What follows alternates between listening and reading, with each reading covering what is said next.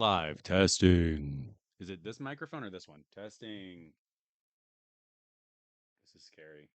We'll do it live. I don't know. I don't know if anybody can hear me or if we'll be able to hear me or anything like that. I'm doing the usual thing. I'm going online and I'm saying we'll do it live. We'll do it live. As a wise philosopher once said, we'll do it live. I'm going to add a GIF. I'm going to add a GIF right now. I'm looking down at my computer because I'm going to add a GIF, or my phone. I'm going to add a GIF to Twitter, and I'm going to add a GIF to Blue Sky, and I'm going to say, we'll do it live. Do it live, and we'll see where that takes us. And then we'll go. Can you? I'm really quiet. Okay. You said I'm really, really quiet. Let's see if I can update this. There's something weird about my microphone. Testing. Is this any better? Is this better? It keeps changing my microphone. Um, how weird. What is going on with this? Okay, question. Does it get louder if I go like this? If that does that do it? Um, okay, interesting. Well, definitely better. Eat the mic. Okay. I'm gonna try to figure out something here. My Twitch app, whatever it is, I just use the Twitch Studio thing, and the Twitch Studio thing is fine, but it keeps trying to cut my microphone out to being not the microphone.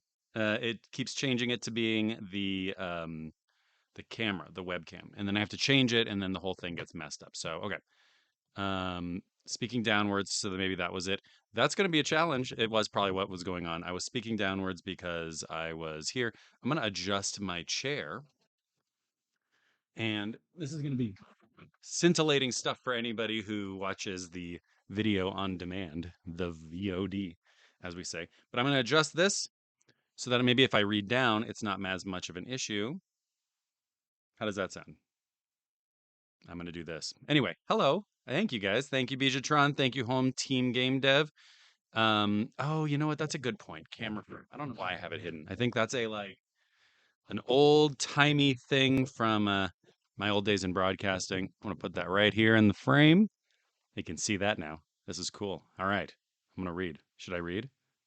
Should I read some manuals? How's everybody doing today? I won't do like the pre-podcast banter thing because I don't have anything really to add, but I this week has been wild. I keep saying that every week. This week we have removed everything from the bedroom. I forget what I talked about this last week. Everything in the bedroom is gone. It's completely empty. I've been sleeping in the kids' room for about 5 days, 6 days. That's why my eyes are a little bit red right now. I'm tired. Yeah, the solar panel saga continues. Hopefully, we'll get some movement. They have essentially admitted that it is in fact their the penetration in the ceiling that has caused the leak, which I think is obvious, but they have admitted it. So I'm hoping that they can help us pay for it because I don't want to take out a second job. I don't want to do a second job just so that I can, unless this job wants to pay for it. If I can somehow become extremely rich and successful off of reading video game manuals, in that case, happily I'll pay for it. I also got to get a haircut, so bear with me. Um, not my not my greatest look today. We have two manuals today. Thank you for joining. Thanks for hanging out. Two manuals today. Um, and one of them is a request. I don't know if he's here on the stream, but he's going to get his request anyway. I forget his screen name on here, so I'm just going to go ahead and let's call him David. And he wanted me to read StarTropics. So oh yeah, Home Team Game Dev says maybe some retro game reseller in the Bay would want to low-key sponsor episodes for shoutouts. I would happily do that. I would honestly, okay, I know I'm just talking about doing that is a great idea. I know I'm just talking about like paying for my roof, but even if they just wanted to throw me the occasional manual, I'd probably be happy to do it. I'll give yeah, I'll give shout outs. Absolutely. There's some really great ones. Alameda has the experience share. If you're in the Bay Area and you can go to Alameda, the experience share is probably one of my favorite places here. It's fantastic. Bay Area is a little bit limited in terms of a number of like retro game shops. I think you go to LA and they're all over the place. Bay Area, not quite as much. So Yeah, maybe I'll do this. Home team game dev, thank you very much. Another question that I've got for the folks on here while I'm asking questions before I'm reading, just asking questions. That's what all the great thinkers do. Just ask questions. I am curious if when I respond to the chat, is it, and I know the person's name, is it okay for me to use the screen name? Because I would prefer not to obviously dox people, or not that a lot of people are watching, but I would prefer not to, say anybody's name if they don't want it. But I also don't want them to think I don't know who they are. So is screen name okay? Is that generally an okay thing? I will take a sip of coffee. Mm-mm-mm. Mm. Ugh. I have been not drinking, not using sugar. Um, okay, Beatrice does not mind. Okay, this is good. Well, I guess we'll just sort of roll with things. So, yeah, maybe I'll just keep using screen names to keep it simple for anybody who's reading.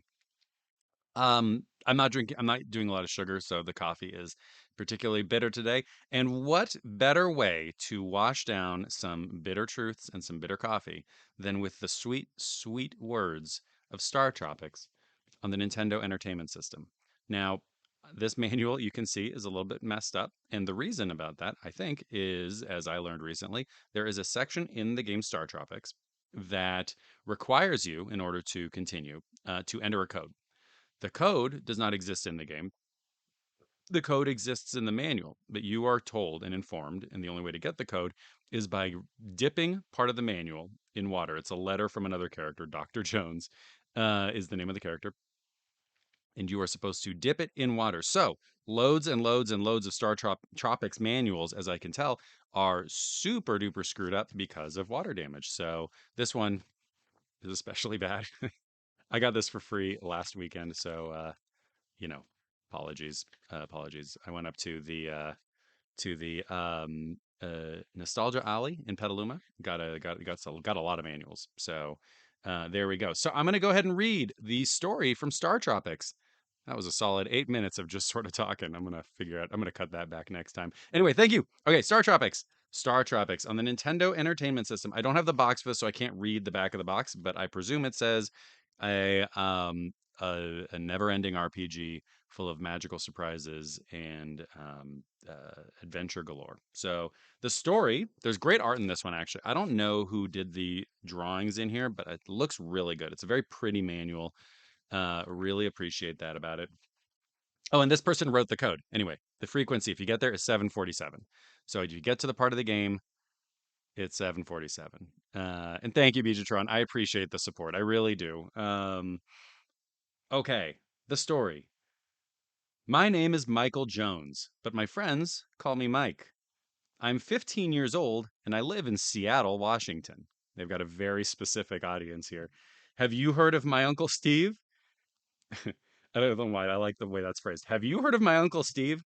Well, most people don't call him that. They call him Dr. Jones. He's a very famous archaeologist.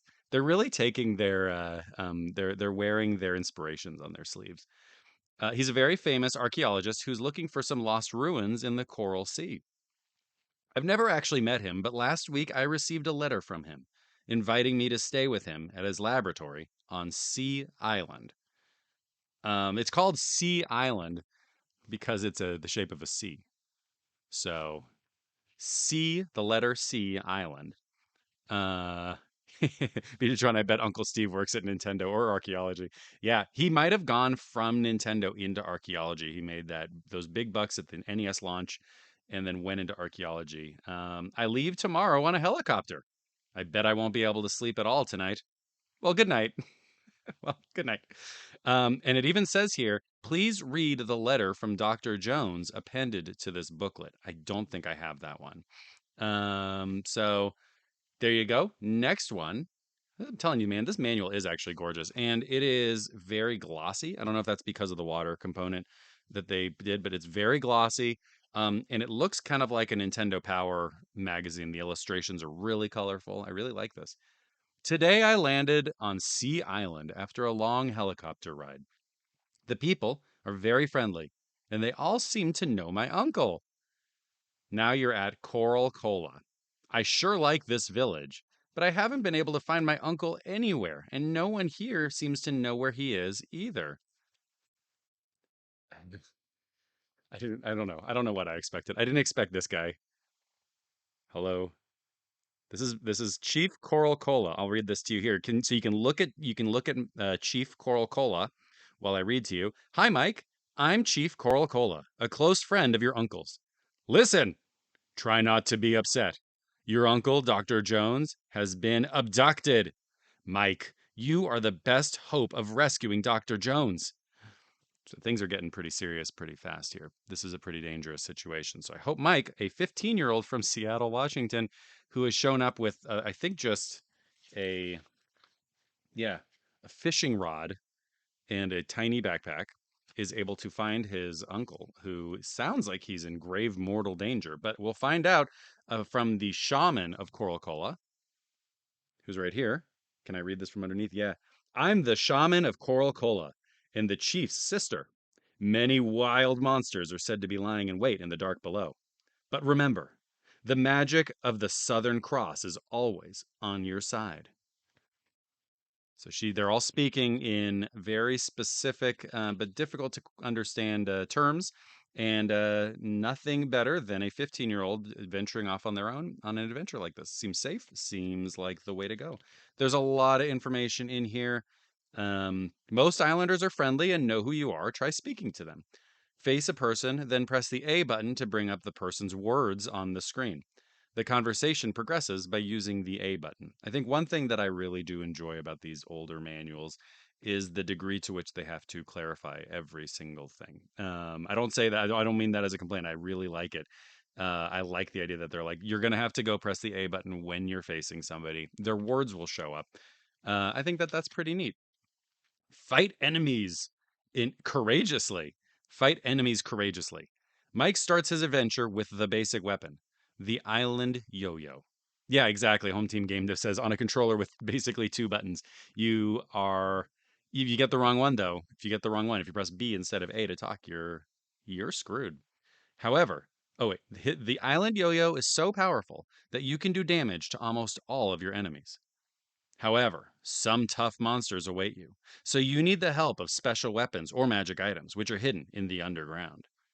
It's at the subway system. You'll need to find these hidden items in the battle stage.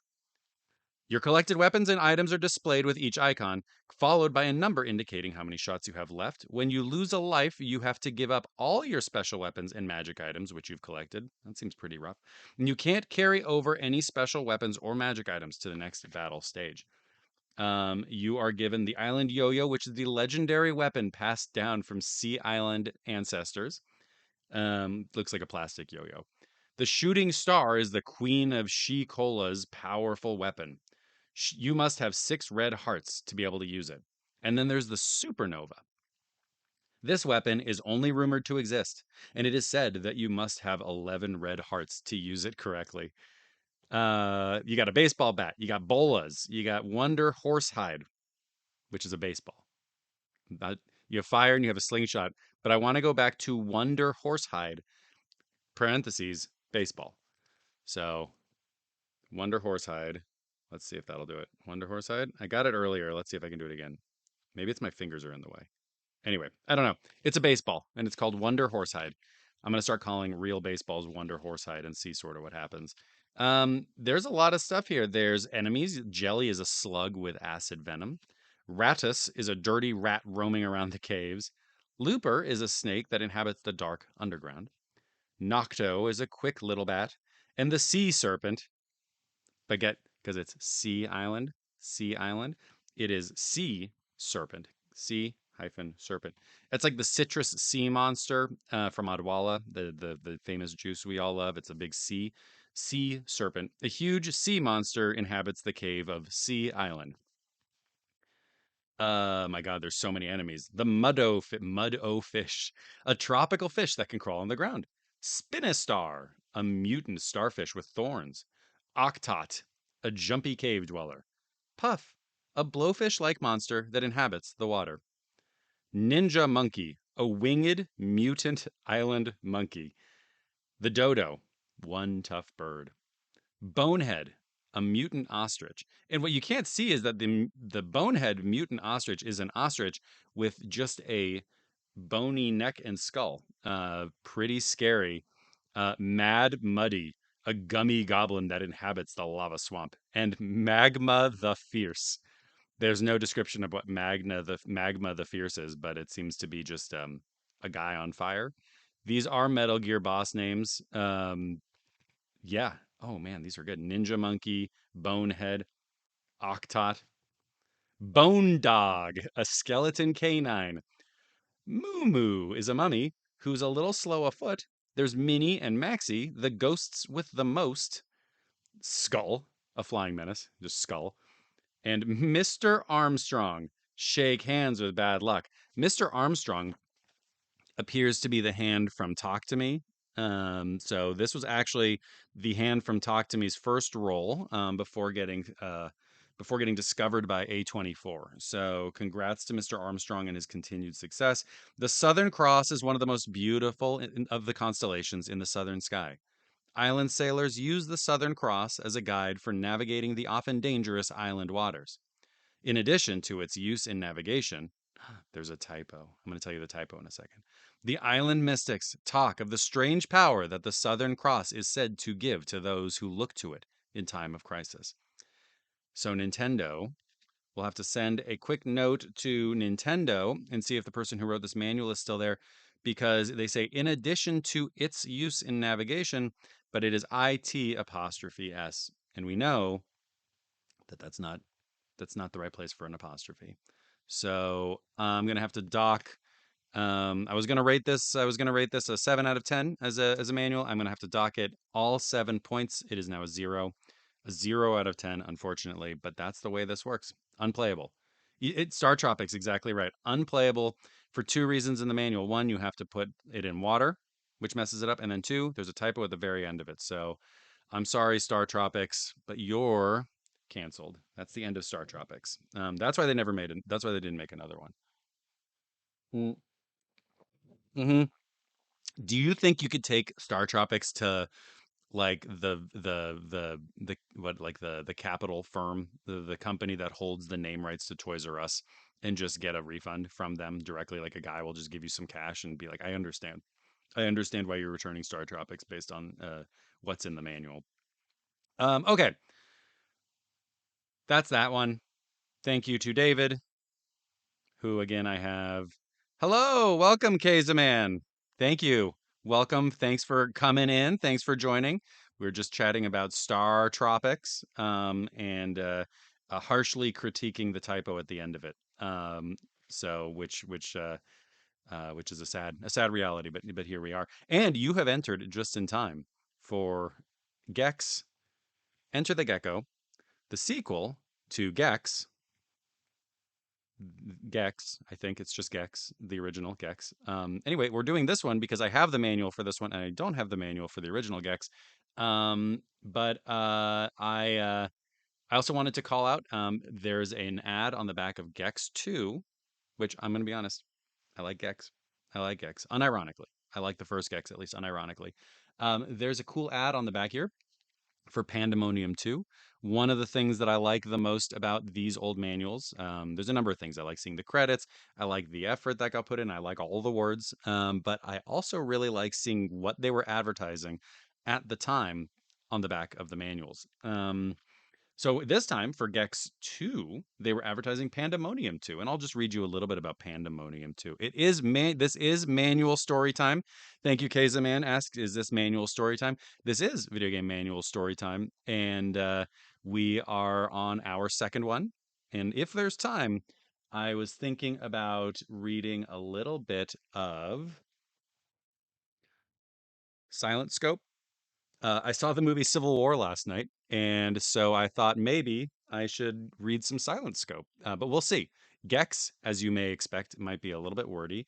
It's midnight there. Where are you, Keza Man?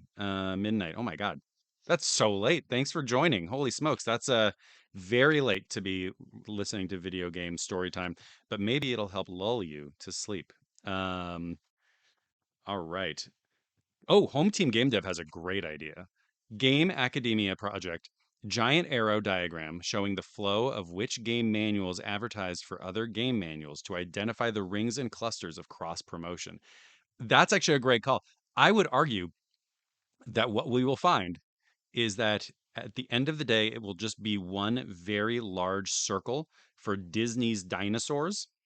Because so many games that I have, the back of the manual is just like, you want to buy Disney's dinosaurs? And at least on the Dreamcast, I feel like I see it everywhere. It's advertised everywhere, and I don't think I've ever actually seen the game in real life. So I love that idea. I think that's a great idea, Home Team Game Dev. Um, and I would wonder, yeah, how much overlap there is. But we'll read a little bit about Pandemonium too, since we're here. Nikki is a tough and sexy cell slinging sorceress. Fargus is a pyromaniacal goofball. Oh, these guys. His partner Sid is a viper tongued puppet on a stick turned boomerang. Together, they create Pandemonium. Explore huge, bizarre levels of hallucinogenic alien landscapes. Hijack a giant mechanical robot for a 3D flying joyride. New moves, edge and rope climbing, swinging on monkey bars. Fresh power ups, deadly fireballs, devastating lightning, and the dreaded Sitarang attack. I kind of want to play Pandemonium now. I've never played Pandemonium, and I'm honestly kind of into it. Yeah, Silent Scope. That was an arcade game that I remember they had at the Aladdin's Castle. In this is Kazeman says, "Whoa, Silent Scope! I played it in arcade a long time ago. I really liked it in the arcade. I never quite understood the appeal of the home version because it's just like you just have the scope and it just kind of like magnifies stuff and you just move the thing around. But it the arcade game was cool. The arcade game was cool. We'll read a little bit about Gex too. If you remember in the first Gex, sorry, that's rude. I'll do two. This is like potentially a rude thing, right? It's like, hey, okay, mission briefing. It was such an easy life. And I was right. There's a lot of words in Gex. So strap in. It was such an easy life, uneventful and fulfilling. A far cry from the paparazzi frenzy of a few years ago. All right, I think if you remember the last time on Gex, he became very famous. Thinking back to those days brought a dull ache to Gex's forehead. Remembering the horrible press conference with the president, the mobs of groupies, the TV interviews, as well as those compromising photos in the International Enquirer, only made the pain worse. Since Gex's retirement from the public eye in 1996, television held the only enjoyment in this young gecko's existence. Gex resigned himself to a life of solitude, tucked away in the Maui hillside with his life partner, a big screen TV. And what a partnership they had. Gex was never bothered for an autograph, never needed to cuddle, and could shut his new friend up with a push of a remote control. His TV was Gex's true soulmate. For 2 years, Gex started his day sharing a cup of coffee with Kung Fu Theater, a donut with his favorite cartoons, and a bag of chips with His Majesty's Secret Service. Days, then weeks blurred into one long television marathon, never leaving the house without first checking with Dionne Warwick's psychic friends. Gex found himself on the verge of insanity. Mission briefing, page 2. And then things started getting interesting. These two goons appear at his side, flash badges, and tell Gex that they work for a secret government agency. They need his assistance regarding an old acquaintance. Gex tells them that the Inquirer had it all wrong, and they only met that he only met Farah Fawcett. I'm guessing this is Farrah Fawcett that one night, and wishes she would stop bothering him. They tell him it's not about her, it's about Rez. Ah, Rez, the old tin can has returned, and after he's the and he's cheese Louise. The old tin can has returned, and he's after the world's TV channels again. They want Gex to go back in and fix that. Gex tells them to find some other fool. He's saved the universe once already. Call in some other sucker. I feel like I'm really reading this weirdly. I'm having a tough go with some of the phrasing. Call in some other sucker. He's missing Colt Seaver's reruns, and he just loves Colt's gullible sidekick.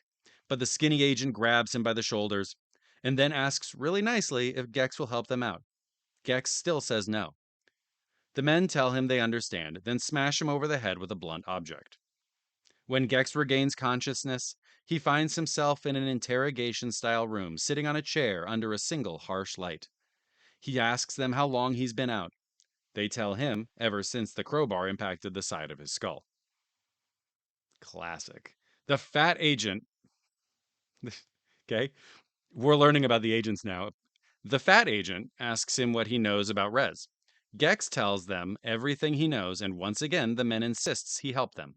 Suddenly, the skinny guy reaches under a table and opens up a briefcase full of cold, hard cash. Gex takes one look at the pile and replies, "Now, what was it you wanted me to do?" Ah, Gex. As Gex thumbs through the bills, the agents start taking his measurements. The goons throw in a secret agent suit. Gex knows how the ladies love a gecko in uniform. Oh, yeah, the fat agent starts to talk. Gex's mission is to save television and make Rez disappear, plain and simple. The agents give Gex a map and instruct him to hide the body between Jimmy Hoffa's and Spud Mackenzie's. I'm going to read this to my kids and ask them to tell me what any of it means. Gex replays the mission in his head as he leaves the building to get into his waiting limo. As he nears the car, a beautiful female agent walks up to him, introduces herself as Special Agent Extra, and wishes him good luck in his mission to rescue television. She really loves television, she says with a giggle. As Gex steps into the limo, he smiles and says to himself, "All right, Rez, it's tail time." Yep, you have to wait until the very end of the mission briefing to get that famous Gex quote we all know and love. It's tail time. Yes, Kazaman says Spuds McKenzie, the dog. That's exactly right. Yeah, the was that the Budweiser dog? The Budweiser dog, Spuds McKenzie. Growing up in the 80s, we had such cool animals that taught us to drink beer and smoke cigarettes. Kids today don't have anything like that. They don't even have Gex teaching them about Farrah Fawcett and Dionne Warwick. So yeah, you got a lot of stuff here. There's the Crystal Dynamics registration card that I'll show you. Let's see what they're asking. Um, who purchased the product? Primary player, friend, parent, or guardian. Friend. That'd be kind of sick. I don't think I ever had friends who just like bought me video games, but maybe I had the wrong friends. Favorite game category, check one only. Action, e.g., Gex.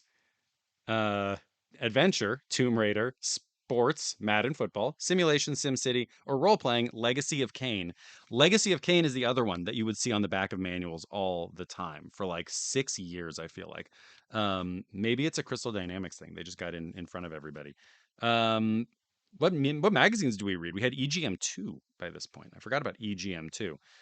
But now we're starting to get into the era of registration cards that ask about websites also, which is new. So you got Video Game Spot, CNET Game Center, C/net, Game Pro Online, Next Gen Online, PSX Power, or Game Informer Online. I don't think I knew about any of those. What kind of computer do you have? Do you have a Pentium PC with a CD-ROM unit, or a Saturn, a PlayStation, or an N64? I was reading about the version of this game on the Nintendo 64. And I was a Nintendo 64 fan. I loved my N64. I had a PlayStation, but I really loved N64 back in the day. And I didn't realize just how compromised the N64 version of this game was. One day, if you have time, you should go check it out. It's like way fewer levels. I mean, it's like it's a mess. It sounds like a mess. Anyway, and it probably cost like $75 at the time. So here's the TV rejects. These are the different channels that you've got. The different channels that Gex gets to go save, with Secret Agent Extra. The prehistory channel. Go back to your distant roots when reptiles ruled the world and yada yada yada. Hey, that guy could almost buy beer with my ID. That guy could almost buy beer with my ID. Then go back to your distant roots when reptiles ruled the world and yada yada yada. Hey, that guy could almost buy beer with my ID. Okay, I'm gonna work on that one. That's what it says, so I'm not sure anymore. But Scream TV, who's ready to turn a headless 12-year-old knife-wielding brat into bratwurst? Hey, the little zombie is a discipline problem, okay?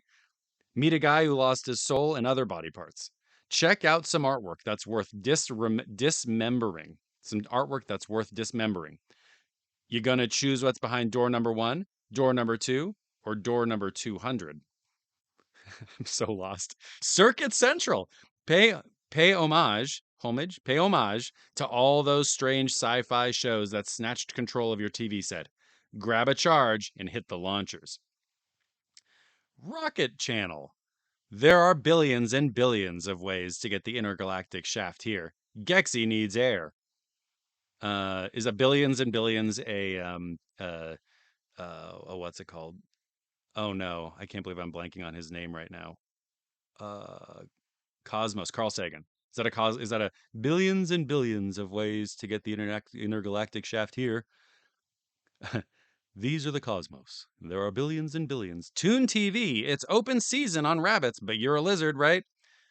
Beware of flowers bearing mallets. Drop into a hutch for a makeover. Those ears are just for you. Hey, thank you, Bijatron. Thank you for the impression of Carl. If the video game manual thing runs its course and we all get tired of it, we'll just reread all of them with Carl Sagan's voice in the Cosmos style. Kung Fu Theater. Grab some takeout and then turn some guy into Kung Fu Chicken. Pulling out chest hair is no fair. There are so many references here that I think I may be too young. Um, Resopolis. Look out for Kappa Feel bots. Look out for Kappa Feel bots. After you see what Rez has to offer, you'll run to Rupert begging for shelter. Is that Rupert Murdoch?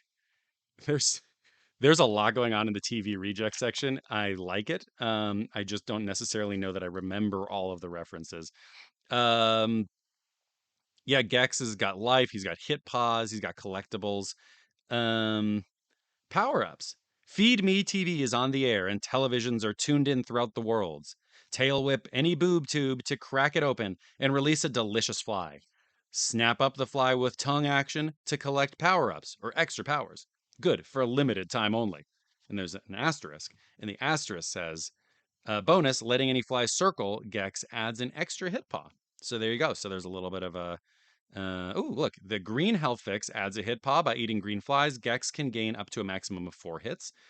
There's the blue ice fly, the red firefly, and the purple life fly. They give you different skills, different abilities. Most of the rest of this just tells you about what the different remotes do. You have to go around the world capturing remotes. But I want to show you this if you are interested. It says, now that you've got the game, arm yourself with the power of knowledge.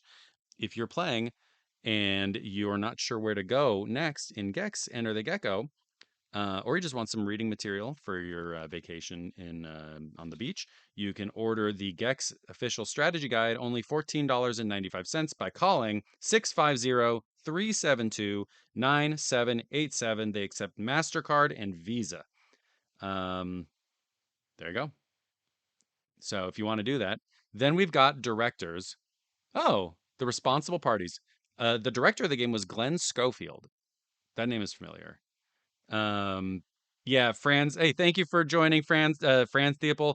The in-your-face, over-the-top attitude is a thing I'm glad we lost from the '80s. I will admit, I think it's a lot of fun to uh, read in manuals for streaming before I go to work. But I think generally speaking, we're probably better off with things being a little bit less like this. Certainly in the advertising space, the print advertising space for video games really needed to let's say take it down a notch at the time. So, but we got Glenn Schofield, who is a name that is so familiar, and I'm blanking on it right now. Glenn Schofield. But we've got, let's see, do we have any QA people? Do we have any QA people in here? Animators, stunt programmers. Not that these folks don't matter, but I am very keyed in on some QA. Responsible parties continued. Marketing, intro and outro. Dana Gould, of course, the voice of Gex. And then Leslie Phillips in the UK. The voice of Rez was Bruce Robertson. And okay, the test. Oh, great. The test manager was Alex. They all get cool names. Alex Unapooper Ness. So we're in the Unabomber era. So we got Alex Unapooper Ness. Lead tester was Billy Cooter Mitchell.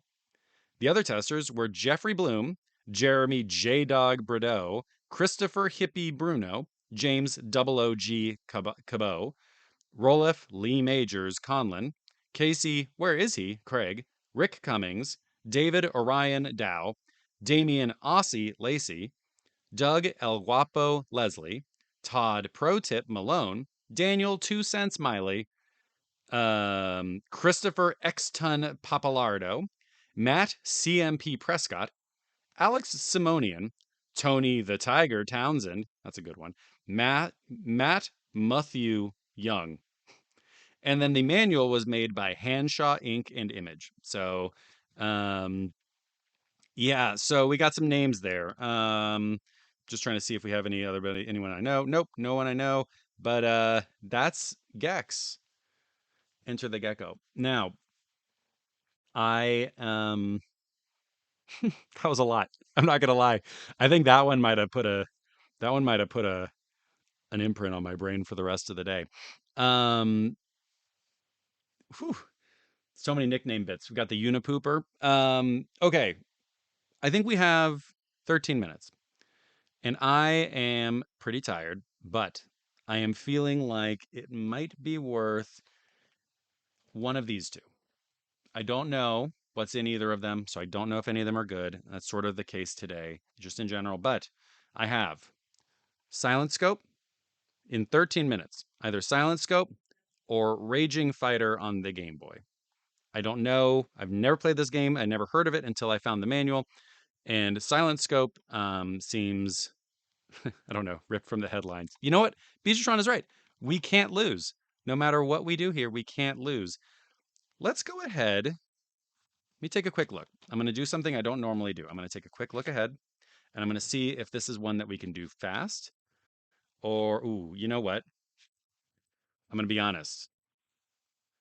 I am going to Silent Scope gets its own episode, or it gets part of an episode. I'm sorry, I didn't mean to get everybody excited for some Silent Scope, but there's a lot in Silent Scope, and I'm gonna guess just based off of the some of the images on the back here that we are looking at something special. So I'm gonna wait until next week for Silent Scope. I'm blurry. Fix it, camera. I might just be blurry. Sorry. We're gonna do Silent Scope next week, and I'm gonna do a very quick round of Raging Fighter right now. How do I fix this? Come on. Come on, camera. All right, well, I'm blurry. I'm sorry. Is that okay? Okay. Let's do Raging Fighter from Konami. Also from Konami. Is it this? Hmm. If the camera is Logitech, it is. There's a little free app that can lock focus. Okay, interesting. Thank you, Home Team Game Dev. It is Logitech, and it is being a little bit annoying right now. But that's okay. I'll just do that another time. I'm feeling a little out of focus. I'm feeling a little bit unfocused, and the camera is just working with me. It senses it's a vibe sensing camera. So I think that that's true. Yes, okay. Uh, yeah, Konami did make Raging Fighter. I looked it up online and it looked kind of cool. I'm not gonna lie, it looked a little bit cool after I got the manual. But yeah, SNES resolution. What we've got right now here is this is like an N64 game. It's very soft. But we got introduction. Congratulations, it says. Congratulations. Welcome to Alpha Universe, home of the most fearless fighters ever imagined. Prepare to do ninja battle, but remember, not just anyone can vie for the title Mightiest Mortal. So read this manual and make sure you're up for it. Mightiest manual. This okay. Oh, I just had to go away. But you know what? When the camera came back into focus, um, it made me look much worse. So maybe I go back to being blurry and filtery. But or maybe one of those like cute filters that gives me like cool effects on my face. Maybe one of those. That's for another time. More mayhem than a martial arts movie marathon. For 7 millennia, the people of Alpha Universe have relied on a select group of martial arts masters to defend themselves against foreign foes. In order to keep the members in prime fighting condition, this group, known as the Omega League, conducts an annual tournament in Trial Tower. Uh, Trial Tower. The tower, now used exclusively for training, remains a shrine to the commoners of Alpha Universe, for it was once on that site that the League was first called into action against an invasion force from Max 4. My favorite thing in video game manuals is when they just drop like a ton of potential lore on you, a ton of potential info in like an aside. If you are successful enough from the start, you must also fight your own alter ego. A true test of dominance, eh? Eh? The prize of this battle supreme is bragging rights to the title Mightiest Mortal. Parentheses, although the Justice Tribunal also looks at it as an opportunity to weed out those fighters who may be losing their edge. This is a cutthroat world. As you can imagine, the fighting is excruciatingly fierce. Before you decide which fighter to be, you should know that each not only has anywhere from 20 to 40 attack moves, depending on the fighter, and a pair of awesome specialized attack techniques, but also some definite individual weaknesses. This is critical information as you try to begin your ascent on Trial Tower. You will remain in the tournament as long as you win, climbing one level higher to face a new opponent each time. With good timing, fearlessness, and some luck, you may become the most powerful fighter in Alpha Universe history. Um, yeah, so there you go. The fights are at hand. Insert the Game Boy pack into your Game Boy and turn on the power. Perhaps you're feeling the surge of strength in your fists already. Press the start button twice to advance to the title screen, where you'll select a playing mode, the one player mode, story mode, or the versus mode for going head to head with a friend using another Game Boy, game pack, and a link cable. Use the control pad to make your choice, then press the start button. But first, consider your options. Before you pick the playing mode, why not hit the options screen where you can do the following? Select, this is so conversational, select a trigger configuration. Choose from 4 different difficulty levels. Turn the 99-second match timer on or off, or listen to any of the 24 background tunes for the game. That we got to get back to. The bottom of the options screen shows the ranking to date in the one player mode, G being the lowest rank, A being the highest. You can use continue only twice, and your ranking will drop each time you use one, even if you conquer all of your opponents. Use the control pad to make your selections on the options screen, then return to the title screen by selecting exit and pressing the A button. Now select the playing mode and press the start button to begin. I'll read another minute here. We got Fighting 101. The key to winning is taking advantage of your opponent's weaknesses while making full use of your strengths. Keep an eye on your damage meter because every hit you take increases it. When your damage meter maxes out, you lose the fight. If you're using the timer and you fail to eliminate your opponent when the time is up, the winner is the fighter with the least damage. Yeah, so it's pretty good. There's a whole thing here, and it explains every single thing in detail. I will read to you about the control pad very briefly. Control pad. Press left or right to move forward or backward. Press up to jump. Press up diagonally to jump diagonally. Press down to crouch. Press down diagonally to crouch and guard. Press along with A and B to execute jump kick and jump punch combination attacks. So you got it. The Tournament of Pain. It just explains the, like it's like it just tells you how to play, I guess. There's not a lot of extra story stuff here, but I will tell you briefly there are very, very, very brief character bios. Unfortunately, no blood types, no heights, no ages. So unfortunately we don't have that. We have Tau, who is excellent at agility and aggressiveness and has average destructive power, endurance, and weakness. We have Vandal, who attacks well from a low stance. Aska, who has good judgment, precise attacks, and good at close quarters fighting. There's Bulk, who has good strength, endurance, and defenses. Wouldn't you know it, he's slow. Miyabi, superior jumping and mobility. Ruo, good judgment, and Shades.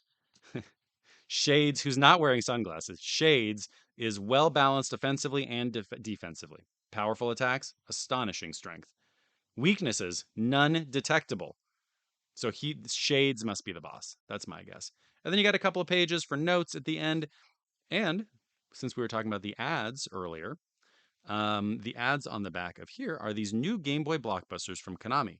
You've got Top Gun, Zen, and Kid Dracula. So kind of a heck of an era from Konami here, I think. So that's Raging Fighter. Was able to get through that one in about 3 minutes, which I think is pretty good. But anyway, just so you remember, this is a game that takes place in Alpha Universe, and they all go to work. It sounds like in Trial Tower, vying for the title of Mightiest Mortal. So that's about it. Beatrichon says, "I wanted it so badly." About Kid Dracula would stare at that ad in comics as a kid. Yeah, me too. I remember seeing that and being like, "This looks dope. This looks great." And for some reason, I never got it. It was one of those ones that I would see ads for, and I never saw it in the store. Like, I don't remember ever seeing it at Toys R Us. I don't remember ever seeing it in any of these places. So, um, it is lost to history for me until we play it. Yeah, limited distribution. I guess it's probably pretty expensive, right? Now. So that's it. Thank you, everybody. Three manuals today. Lots of words in Gex, lots of cultural references in Gex. And I hope everybody can go and take a nap after this because that was a lot. I sure would like to, but instead I'm going to go to a meeting. So have a great day. Thank you, everybody, and see you all soon. Go to sleep, Keza man. Thanks for hanging out at night. Holy smokes. Beatrichon says Kid Dracula's $200 loose. Good lord. Okay. I'm gonna need a lot more I'm gonna need a lot of sponsors before I can afford that from the stream. Kid Dracula manual game time. Let's do it. All right. Bye everybody.